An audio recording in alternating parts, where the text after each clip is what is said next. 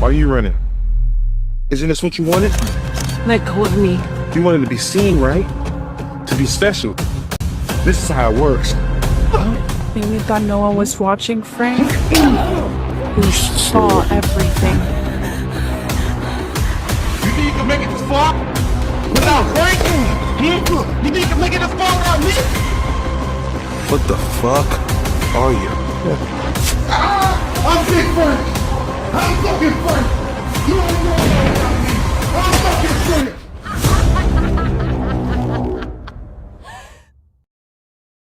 Well, you can tell by the way I use my walk. Look at here. We all hustles, right? One thing about it, this world ain't built for brothers like us. The blacker you are, the more you go struggle. You hear me? But guess what though? At the end of the day, that's why we need y'all women to hold us up. Cause this is what we're facing every day. Right or wrong, fella? You dig me? My man. So this the Darius everyone been talking about? Absolutely. I'm standing.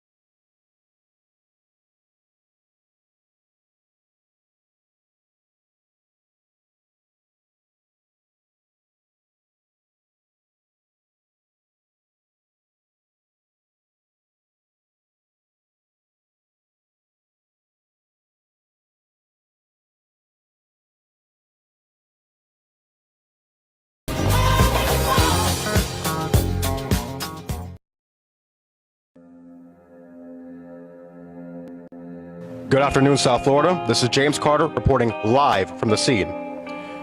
A killer is on the loose, if we can even call it a killer. And right now we are witnessing the worst crime spree we have ever seen.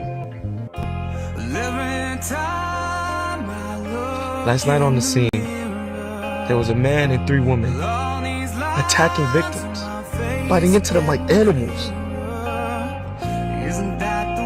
Eyes were red. They looked like vampires?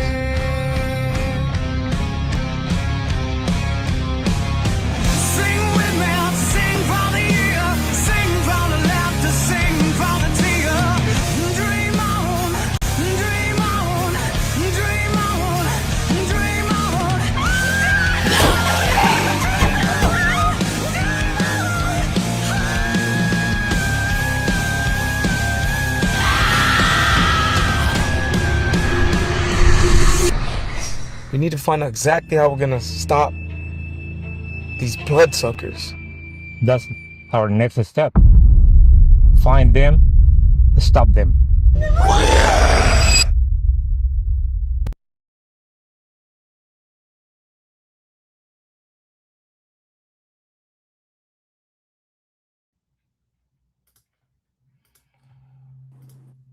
Whoo. Yeah.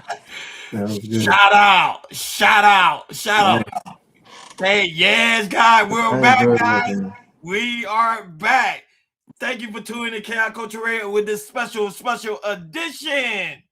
Oh man, that was hot. That was hot. Yeah. I know a lot of people like, what's going on? That is hot. Yeah. It is hot. That was fire. Like always, first, please, guys, please make sure you hit that like button. Please make sure you hit that subscribe button. Please make sure you hit that notification bell on the right-hand side.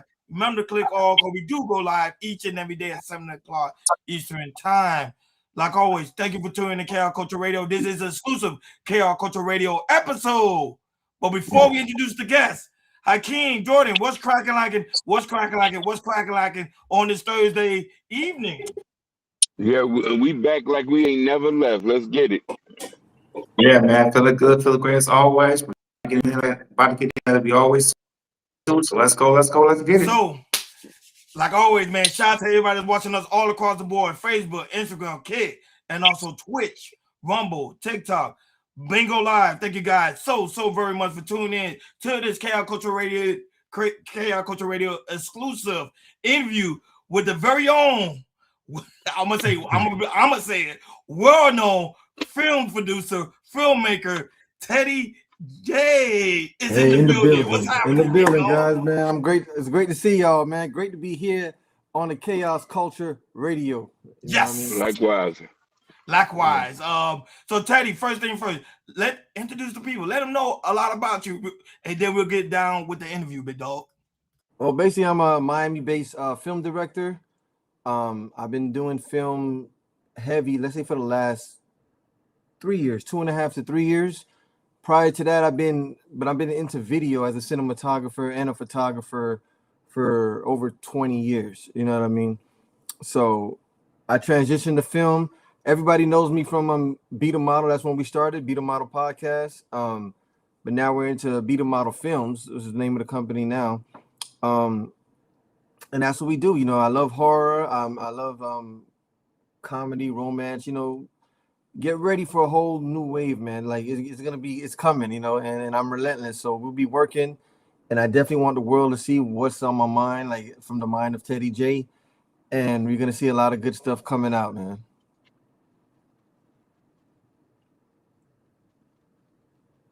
With my first interview. So my first question. What made you get into horror film? Because you know, horror film, people find it to be very, very shaky. However, Ryan Coogler is making a strong impact when it comes to horror film. So what made you get so passionate about horror films? Well, I've always been a film addict, you know, going to movies since I was younger. I think my father got me into film because when we were younger, me and my brothers, he was an avid like collector. He collected a lot of back then they had the VHS tapes, so he had a lot of the tapes with the movies on them, and every weekend we'd go and he'd have us sit in his room and watch movies. Took us to the movies sometimes, so I just always loved movies from a young age. So that kind of motivated me to get into film and horror. I've always liked horror, even though that shit scared the fuck out of me, but it was that feeling, that rush, that tension, you know what I mean, like not knowing what's gonna happen. You know, because I never really been a huge fan of like just comedy, like or buffoonery, whatever. Niggas just laughing, having a good time. I used to always want like something to happen. Damn, I wonder what's gonna happen. You know, like drama, comedy, like stuff like drama and horror. So, you know, my older brothers used to always like, you know, kind of scare me with horror movies at night when we be sleeping. They'll be making these I know that family gathering. Yeah. You know what I mean? So that just pushed me, and as I just got addicted to horror, man. I just love it. You know, I like seeing different directors film horror, like how, you know, from their different aspects and stuff like that. And what's crazy with Sinners with Ryan Coogler, before I even knew he was doing a vampire movie, I said that's when I started Stranger's Invitation. Wow. And I was doing the vampire movie because I was inspired to do it. And I said, damn, there haven't been a black vampire movie. And I started doing it. Then all of a sudden I saw on like Instagram or something, Michael B. Jordan, and I was like, damn, they doing a vampire movie too? People gonna say like I saw that and tried to like do one, but it's crazy. I was just already was in my mind. I was working on one, and then Ryan Coogler came out with his. So I'm like, damn, I'm not the only one who was thinking about something like that. And that movie also like helped push my my vision, and it helped me like want to keep making the film and pushing forward. You know what I mean? Dope. Hey Teddy, so let me ask you a question.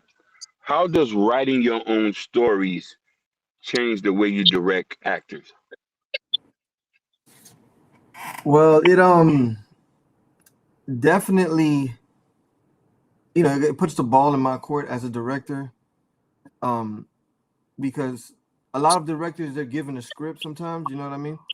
So they're given a script and you just have to like do whatever this writer told you to, you know, bring their script to life. But when I'm writing it, it's like more control, and it also helps me able to change kind of on the go. Like I have more freedom, and I try to give the actors a little bit of freedom, like more free, like the way I write it. I'm not saying they have to, like I always tell them, you don't have to stick to it to a T. As long as we're conveying that message, you know, make it your own. Like say it how you'd want to say it. Like think of this character and let me see what you got. You know, if they need help, then I'll help adjust it a little bit. But I like them to like not be like so worried about like the exact lines. It was like, hey, we're trying to say he doesn't like her, he wants to move on. This is kind of the lines, but say it if it, because when you say things like not totally scripted, you can be more passionate with it, like how you would regularly respond. You know what I mean?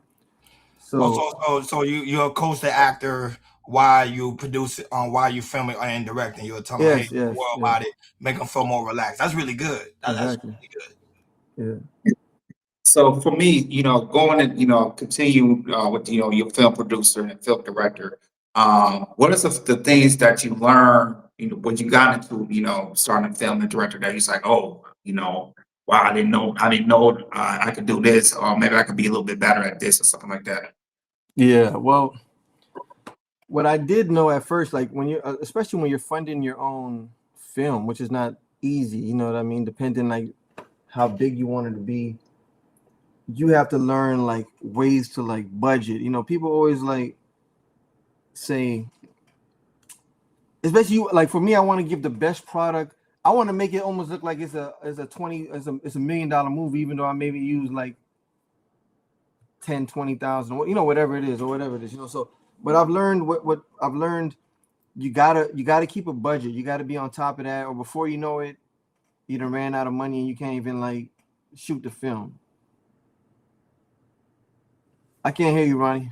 Oh no, I'm talking to the people on Bingo Live. Okay, Yes, my bad. go ahead. So, yeah, so that was a major thing, and also before I was just like, I wasn't like having people do real auditions. I was just like, this person looks good, this person looks like he can do it. Let me go on Instagram. Oh, this person says there's an actor. Come on, but you have to really vet who you're working with. You know what I mean?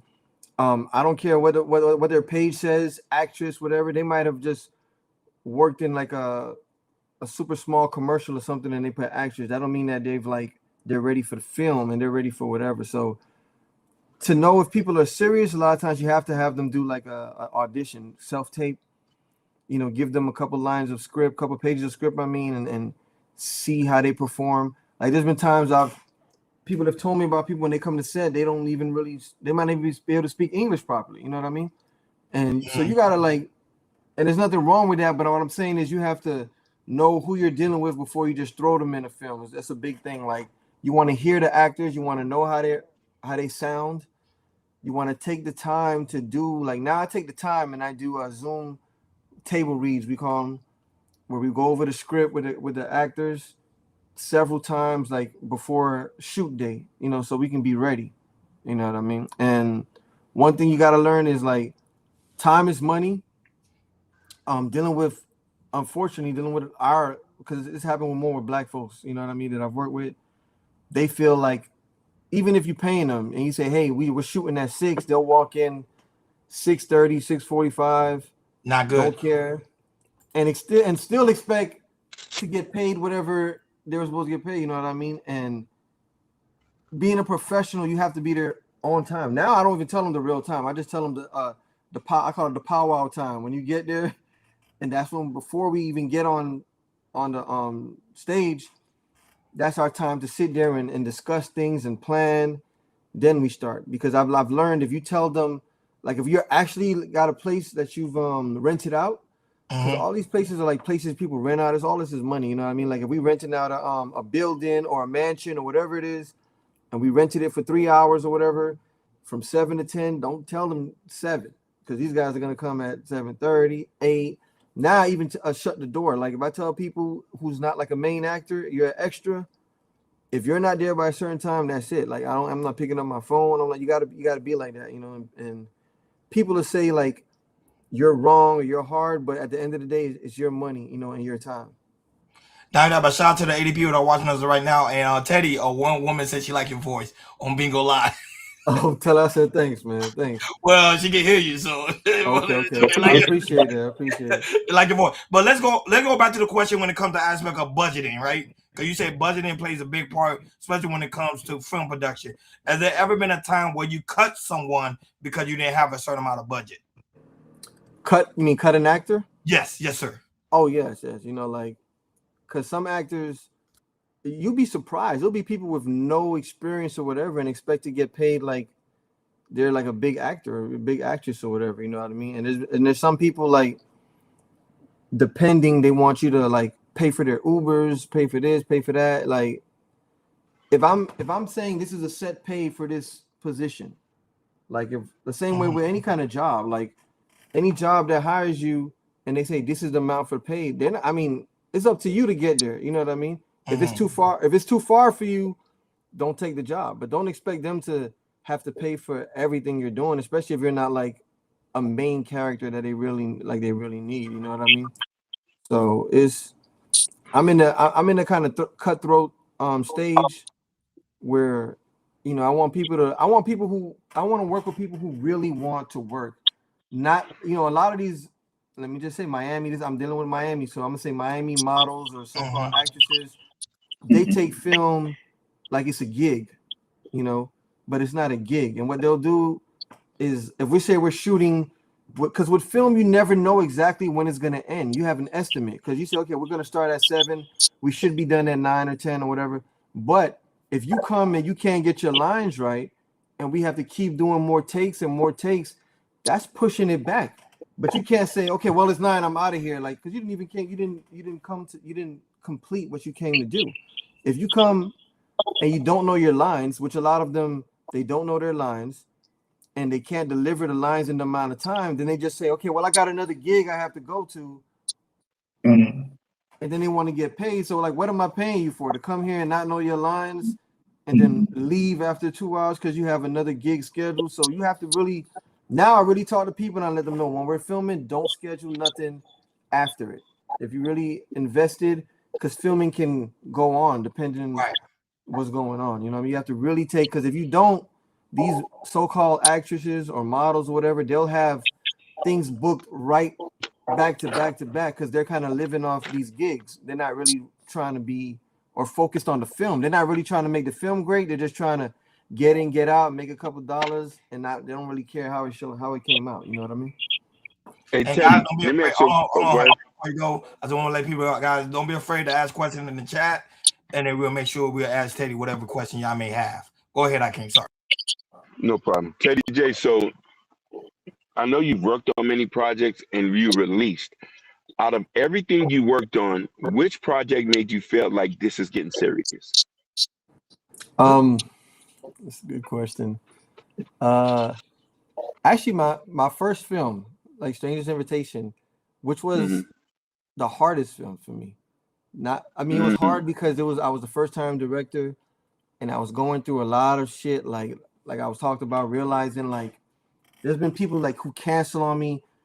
I mean, I've booked places that was like over like $1,000, and you need these people, and you'll have a main actress say, "Oh, my stomach is my time of the month, I can't make it," like, and you can't really get your money back. You have to know how to like switch up. Well, okay, we still have this space. We don't want to lose all our money.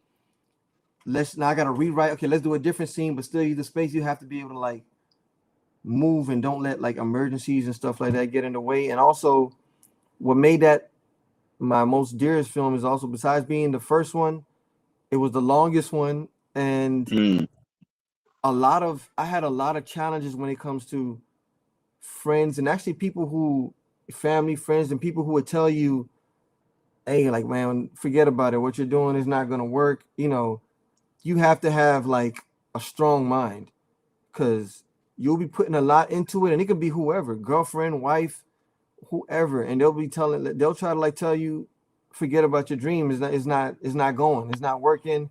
I don't like it. I saw a cut of it. It's not, so you have to really believe in yourself. I know that's cliche. A lot of people say believe in yourself, but with when it comes to success, you have to really believe in yourself. I don't care if you got 10 friends and like 8 of them saying, man, I don't like it.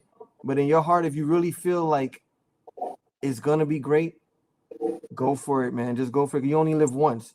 And when I saw that film got so many, like it won 4 film festival awards, it got into like 12 festivals. We're flying different places. Everyone's like, man, we loved it. We love it. We love it.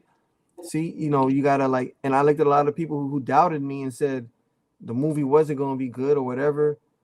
And look what it was. And even if they don't like it, movies, you can't never make everyone happy. In terms of there's movies that's winning global Golden Globe awards or whatever it is, and some people will be like, man, that movie was trash. But it could be millions of other people who like it. So just realize, just because your homies or your wife or your husband, whoever, they might not like it, the world has what 7 billion people in it. So you never know who's gonna love it. So stick to your stick to your guns, basically. You know what I mean?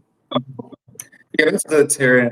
And going through how we listen to you and everything, I can really tell how serious you is about this business.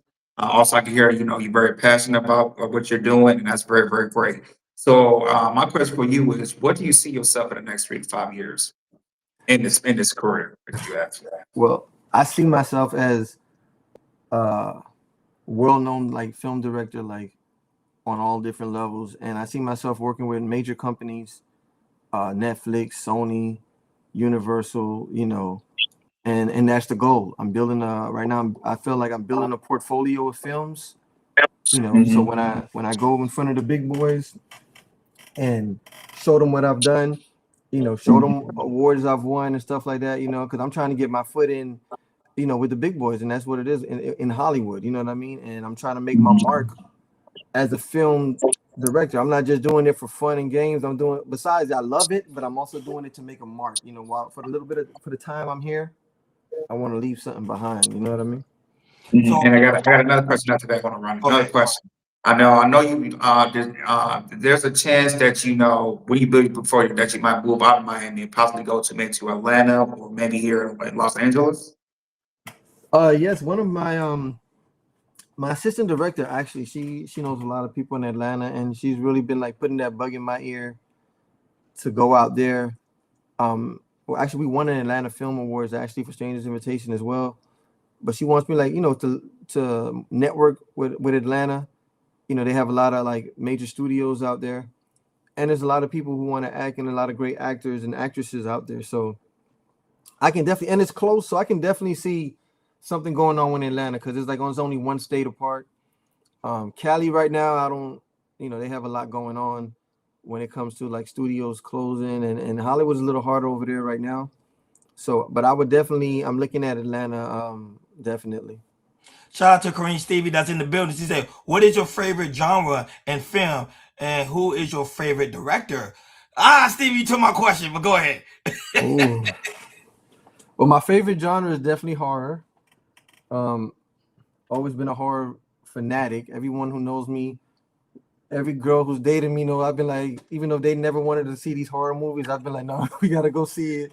Which one? The Saw Yeah, series. like I've seen all the Saw, like everything you name it, like from Saw to Conjuring to Annabelle. So even when I was younger, Freddy Krueger, Jason, all that.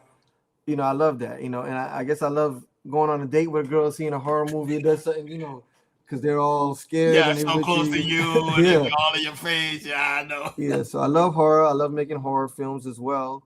I forgot part two of her question. What is your favorite direct? Who is your favorite director? Oh yeah, my favorite director. That's a good one because I don't only just have one. I love James Cameron, with the Terminator franchise, the Avatar franchise. I love Steven Spielberg because I like a lot of war movies too. Believe it or not, even though I like a lot of war movies. Ryan Coogler, I definitely love what he's doing. Like right now, since he's more new age. The older guys I said are more old age, but the way what he's doing with Black Panther, what he's done with Sinners, there's another one he did. I forgot. Creed. What he's done with Creed, yeah. I love his way of shooting. I love the way he's kind of like a dark kind of like tones and his pacing. He has a great team, and I'm not even gonna say him, but he has a great team. I want to put myself like in a position with him where teamwork, the team matters as well. I forgot to. It's not always the director. You know what I mean? You got to put yourself with a good team. Director's the leader, but if you have a good set of people who's with you and who's gonna help you with your vision and assist you, because we all need help as directors. And it's good to put people around you who have that same kind of mindset, who can tell you and give you great advice, and say, hey, you should do this, you should do that. My assistant director, Amber Robinson, she does that a lot. She, even though we bump heads a lot, which is another stressful thing when you come to film, because she always wants me to be great, so she always has ideas even though sometimes we can't always do it, because a lot of times we can't like go reshoot a whole movie or go reshoot, you know, because there's always budget. But it's good to have people who are not just always gonna agree with you, who are gonna like let you know, hey, we can do this better, or you should change this or change that. So that's the answer to the question. I know I got off a little bit, but that's my answer to the question. Not that, but Teddy J, another person asked on Twitch, Iman Rose, she asked, where are you from, if you don't mind me asking? They try to holler. I see it. I was born in Brooklyn, New York, Eastern Parkway, Brooklyn. Came to Miami in middle school and been here ever since. You know what I mean? Right now, yeah. So you're from Brooklyn. You know Hakeem used to live in New York for like Yes, okay, I stayed in Canarsie and stuff like that. Yeah, I love New York too. But when it's cold, forget about it. But everything else, I love New York. So we're gonna deep dive into some of your films, like this one that's about to come out now. Like Let's Ride. That's correct. Let's Ride. I want to know what made you come up with this concept. I'm gonna show the screen so people can see it. And Corinne Stevie, no worry, because I know some of you guys came in late. We're gonna replay some of his trailer that's pretty much be premiere later on this year, March actually. And this scene right here, Teddy J. So what made you come up with this concept? Because this whole cinematography is amazing, it's beautiful, crisp and clear. So go ahead, break that down for us. Well, the Last Ride, it just came to me. You know, a lot of stuff just come to you sometimes. So the idea just came to me. And I was just thinking about a lot of girls. It kind of like started with people who just are too trustworthy. You know what I mean? They'll like see someone on the street, or even the opposite. Like when you go pick up a girl on the street just because she's beautiful, you don't know who that is and what you're letting into your life. You know, just because she's a beautiful woman, she can be a demon from hell or something, and vice versa. You know, young girls out there who are just like taking rides or meeting guys they don't know and getting in cars with them and stuff like that. So I said, you know, let me create a twist and a kind of nightmare situation where that happens, involves, you know what I mean? So not to give it away, but it's about, it follows Frank, who he's a guy who was doing like that, picking up women, like vulnerable girls, and you know, sexually assaulting them, doing all kind of stuff. A lot of girls who needed money, who were like down and out, and he was a charming guy who was doing that, basically like a serial sex offender type guy.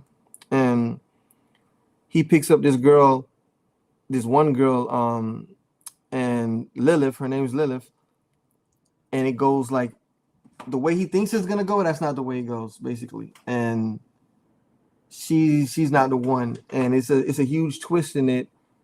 And you know, it's like a kind of a torture horror, and just the secret behind her, which when I want everyone to see it, is they got to see like who she really is. You know what I mean? So, and at the, you know, he gets to make, you know, there's a choice in it. So it's basically, he gets a chance for redemption, and we'll see what happens, you know, when people watch it.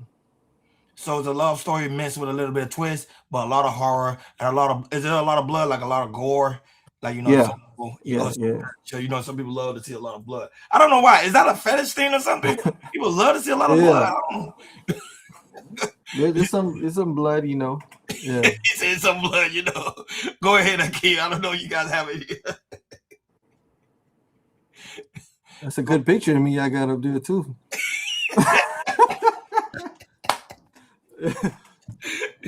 Go ahead, Hakeem and Jordan. I don't know if you guys have other questions. Yeah, I got a question. It's a two-part question. What was the hardest scene to bring to life, and did anything unexpected happen in production? Yes, there were several unexpected things to happen. I mean, like one time we almost answering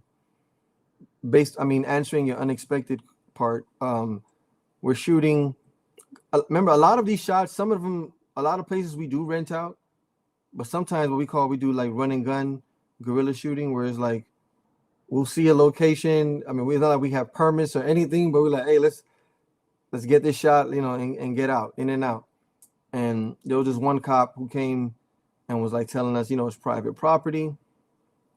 And we were like, okay, I'm like, okay, we'll take it to the street or whatever. He said, okay, but we had one of our actors who was like, I don't know, I guess he didn't like cops, and he's like going back and forth for the cop, antagonizing him, and basically almost about to get arrested, and like will cause the whole day of shooting to be like lost, basically. But I was able to calm him down, and we were able to shoot. And another time, there's been girls who there's been people like sometimes you got to know who you're dealing with. That's why I say also vet your actresses and actors. Some girls, like some people might get frustrated and just want to quit on you, and just walk off while you're shooting, and you done paid for the venue. You have other actors you paid that's there, and so you have to deal with that. You got to know how to calm people down. It's a lot, when it comes to that. Unexpected, like to me, every shoot is unexpected because a lot of times I'm just hoping everybody shows up. You know what I mean? And you So can what? have Quick question: when you mean by walking off, can you please explain that? Like walking off, going like home, walking off, walk out of there. Yeah, like especially if they're not like a main character, like you might have just hired them for that one day, but you need them for the scene. Mm-hmm. And they might be like this one girl one time, I asked her, "Are you able to shoot?" "Yes, I'm able to shoot at this time." And I got my team, and this is people that I'm paying show up. Their time is being used, and she gets there, and like after 20 minutes, I see her getting like a text. Oh, like I really gotta go, and it's not even like no emergency. It's like to go to a party or something. You know what I mean? Wow. And she's like, I gotta go. I gotta go. I'm sorry. She sound young. She sound young. She was young. Yeah. And she actually went, and then that's in my mind, like these people, and they say they're actresses and they're serious. They're not serious, And once you do that to me, we put my team, we put your name on like the do not hire, do not work with list, and that's it. We work with people that's serious because you have to have that same passion as me to want to make this scene come to life. That's the reason why you said you wanted to be a part of this scene. You know what I mean? So there was another part of the question. The first part, I don't think I answered it. I said, what is the hardest scene to bring to life? Oh, well, I think killing scenes are the hardest. Especially if it has to do with a lot of blood.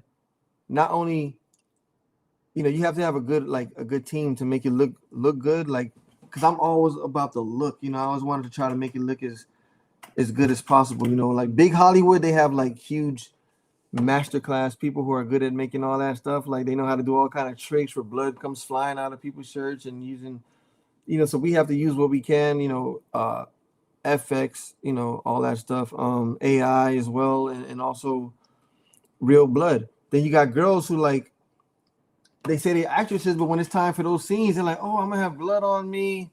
Does the blood rinse off, or I gotta go to something next? Like it's a lot, man. It gets frustrating, So that's probably the hardest scenes to shoot, to make them look real good. Because sometimes I want people to look like they really got like mauled, like blood everywhere on their face, in their hair, and finding an actress who's really want to get down and gritty, that could be hard. Okay, seeing that you love horror and everything, can you give me your top three most best horror movies that you ever seen? It don't have to be in order. You can just name me three off the top. That's hard too. Good question. It's real hard. There's been so many. Yeah. I definitely like the Conjuring series. Okay. I'm gonna just say the series for that one. Like I'm not, they have like so many of them. That's cool. I like Sinners, even though I don't really consider it a horror because there's a lot of other, but I do love Sinners. I love what's the other one? You don't love the Saw series? I love the Saw series. I love I'm crazy about the Saw series. That's why it's like so many. It's hard to like.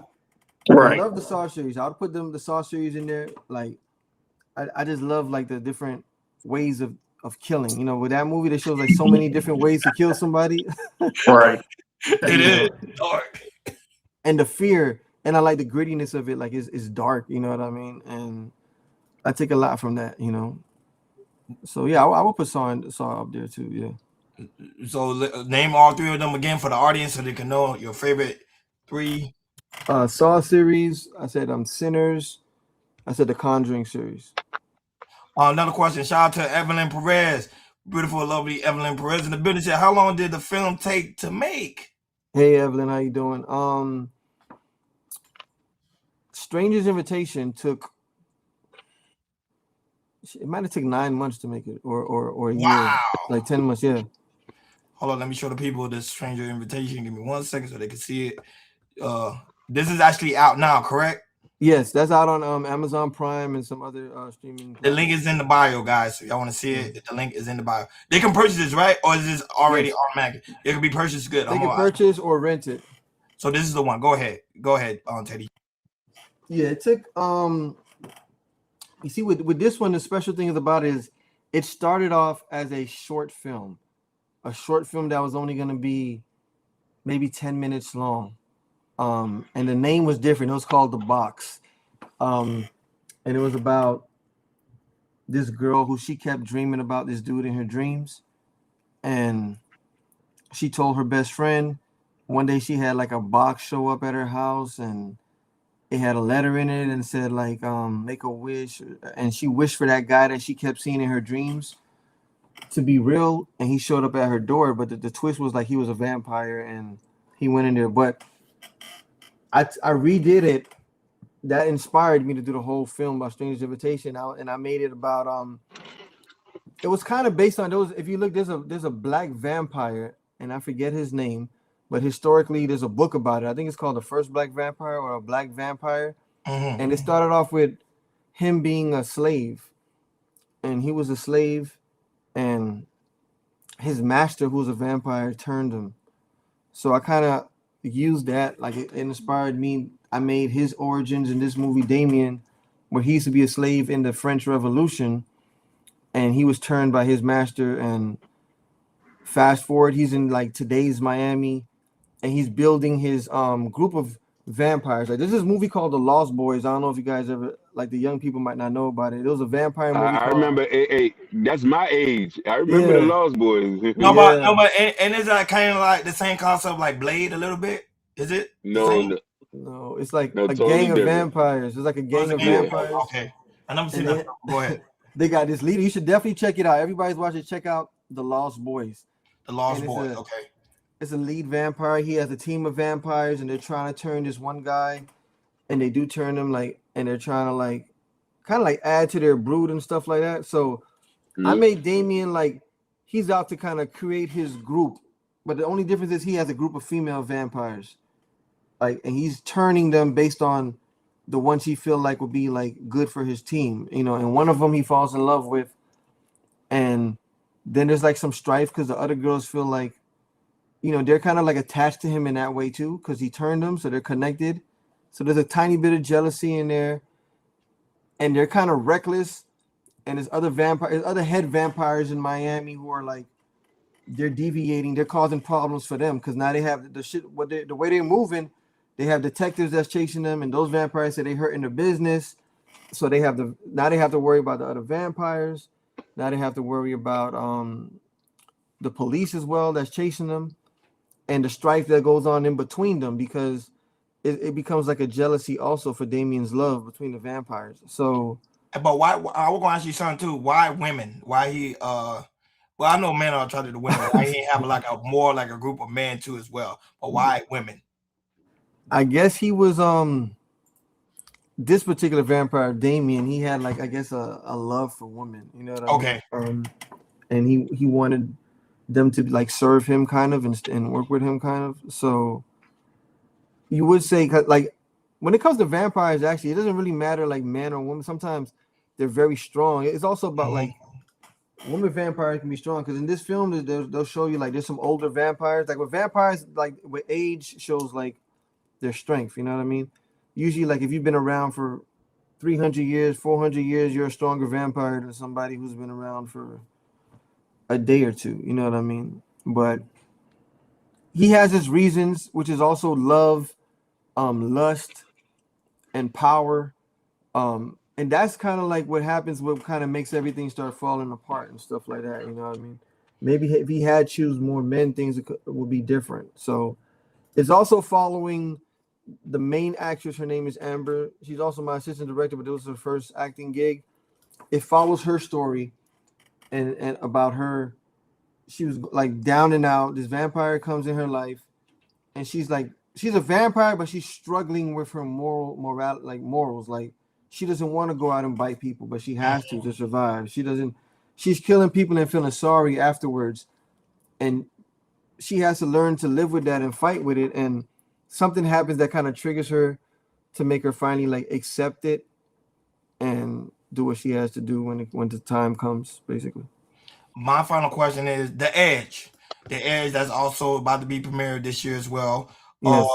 What made you come up with this concept of this film? Because due to the fact it seemed like a little bit of like 80 or like early 90s. Yeah. So it's what made supposed to you be come up with like the whole concept? Go ahead. Well, I've always been fascinated with the 70s. It's supposed to take place in the late 70s. Like I love the afros and the way they styled and the way they weren't afraid to dance and discos and Soul Train. But like based on the trailer, people might just think it's just a regular 70s movie, good times, and it's about Darius, who he wants to be a successful dancer. But they don't know it's also a horror film that I incorporated in it. So he wants to do the best he can be because he loves dancing. He loves James Brown. He wants to be a performer, and he's doing everything he can. His girlfriend at home, she's getting tired because she's basically been like taking care of everything. You know what I mean? When it comes to going to work, doing whatever. Darius, sometimes he gets gigs, but it's not enough to really like provide in the way she would want, in the way he would want. So his friends find out about something called the Edge, and it's like a drug, you know what I mean? And it's something you take, but they give him a warning, like you can never take like more than one at a time. You can only take one. If you take more than that, like they say, they don't know what's gonna happen, but they say that's the rule. Don't take more than one type. But what it does is it like when you take it, it makes you like dance really good. It makes you like whatever you're good at, it improves it. It makes you really good. So they're saying maybe you need this edge. If you take it, it's gonna take you to the next level and stuff like that. So with that, that's where he takes it, he becomes great, but then with all drugs you get addicted. And with my art capabilities, my mindset, I said definitely I want to put all those together and I want to make film. And that was just the bottom line. That's something I want to do, make film. Evelyn Perez asked you, how do you do a conflict through a tough situation emotionally behind the scenes? You have to be understanding to what's going on, even though sometimes inside you might want to like be pissed off or be whatever, but you have to, as a director, you're the head, you know what I mean? Just like when they say that you're the captain of the ship. So if you start falling apart or you get caught up in it, everything can start crumbling down. You pull people aside, you talk to people, you try to calm them down, de-escalate the situations, and make people feel safe enough to want to like do their job, make people, and talk to people and let them know we can get through it. Any family is going to have arguments, especially when you're shooting a film for 8-9 months. It turns to almost like a family situation, because you've been in that character so long, you know what I mean?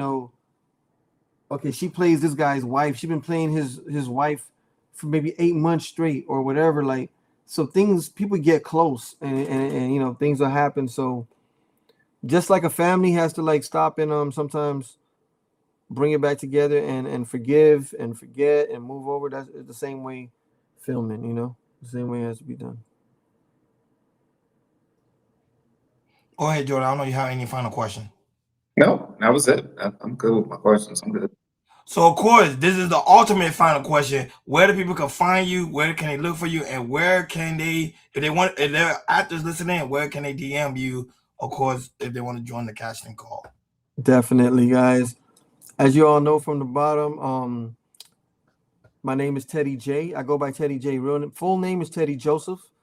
You can find me on IMDb. If you type in Teddy Joseph, you'll see my page there. My Instagram is Director Teddy J, spelled just like that, Director Teddy J. That's my direct Instagram. My business Instagram for everything film, which probably has more content than my private page, my personal page, will be Be The Model. That's also the name of our company. When you type in Be The Model, make sure there's a 3 after the D in Be The Model. But I'm sure once you type in Be The and the M, it's gonna pop up Be The Model Films. You know what I mean? Definitely DM me. I have an open line of conversation. You can reach me. I'm actually somebody who actually checks their DMs and responds to them. So if you DM me, I'll get to you within the day. The most maybe 2 days if I'm like filming something, but I'll get back to you. For all the everyone dealing with film, actors, actresses, even like set managers, different people, we cinematographers. You just never know. Sometimes I need extra camera people too. So just DM me. We here in Miami. We shoot in Miami. We shoot in Broward. Get in contact with me, man. It's 2026. We have an open line. We just made a casting call for the same thing for everyone who's in film, because we're creating like a list of different people. We find out what you do, what you're good at. So when we're ready to shoot, we'd be like, oh, okay, we got this person, we got that person, we got that person. You know, so definitely hit us up. We're ready to work, and we'll make it happen. Another question. This comes from Green Stevie. Do you use any artists' music in your films? Good question. Yes, that's a great question, and we do. And The Edge, we were using 2 artist films. In the show that we're shooting, Facade, we already have 2 different female artists that, you know, their music sounds great, and we're putting it in there. So if you have great music, and that's also a way for your music to be seen, you know, you can send it by us and we'll listen to it, and if we like it, we'll put it in there. There you go, Korean Stevie, because she's an artist. She's an artist, and also Hakeem, Prince Hakeem too as well. So Hakeem, you better put your music out there, man. I'm gonna get mad at you though. But yeah, so it's amazing. It's totally amazing to have you on this show today. But before we leave, we gotta make sure we're gonna play the because we did it in the beginning, so some people just was walking in when the finished playing. We want to play again for the guys. So guys, we want to drop everybody down again before we head up and out of here, and we want to show you guys the trailer to this upcoming film.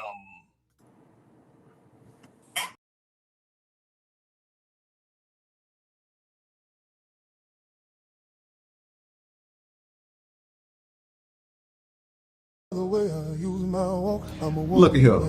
We all hustles, right? One thing about it, this world ain't built for brothers like us. The blacker you are, the more you go struggle. You hear me? But guess what though? At the end of the day, that's why we need y'all women to hold us up. Because this is what we're facing every day. Right or wrong, fella? You dig it? My man. So this the Darius everyone been talking about? Absolutely. I'm staying.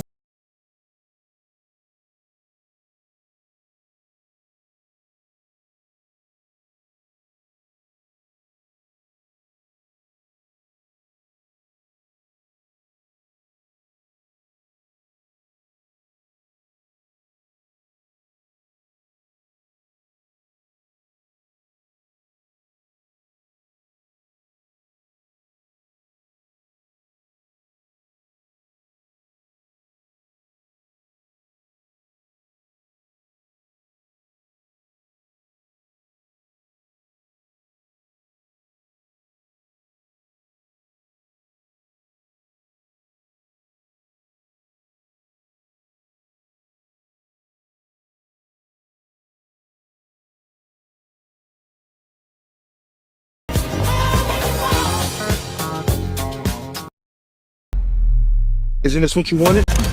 Let go of me. You wanted to be seen, right? To be special. This is how it works. And you thought no one was watching, Frank? You saw everything. You think you can make it this far without Frank? You think you can make it this far without me? What the fuck are you? I'm Big Frank. I'm fucking Frank. You don't know about me. I'm fucking Frank.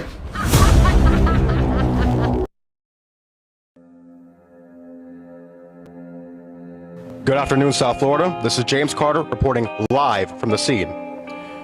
A killer is on the loose, if we can even call it a killer. And right now we are witnessing the worst crime spree we have ever seen. Last night on the scene, there was a man and 3 women attacking victims, biting into them like animals. Eyes were red. They looked like vampires?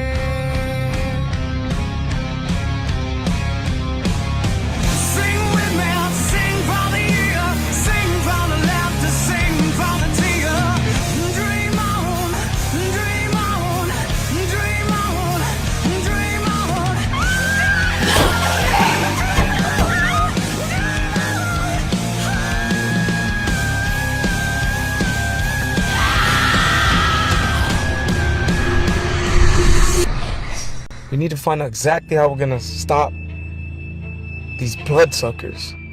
That's our next step. Find them, stop them.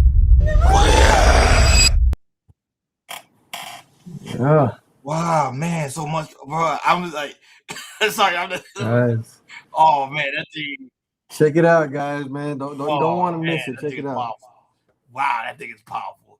Yeah. Like always, thank you so very much, Teddy J, for being on the show, man. It was a pleasure, man. I enjoyed talking to all the man. guys, man. You guys are great, man. I wish you nothing but more success with your platform, man. Yes. And we definitely will be checking you out, especially me. I love film. Hakeem loves film. Jordan loves film. And I know a lot of people that was listening today love film. And I'm not going to lie, I was glued to the screen. That's hard to have me do. Be glued to the screen like that is amazing. Also, to all the watchers, to everyone who's watching, we are having that premiere March 4th. If you guys go on the Instagram channel, there's a link so you can get the ticket for the premiere on Eventbrite.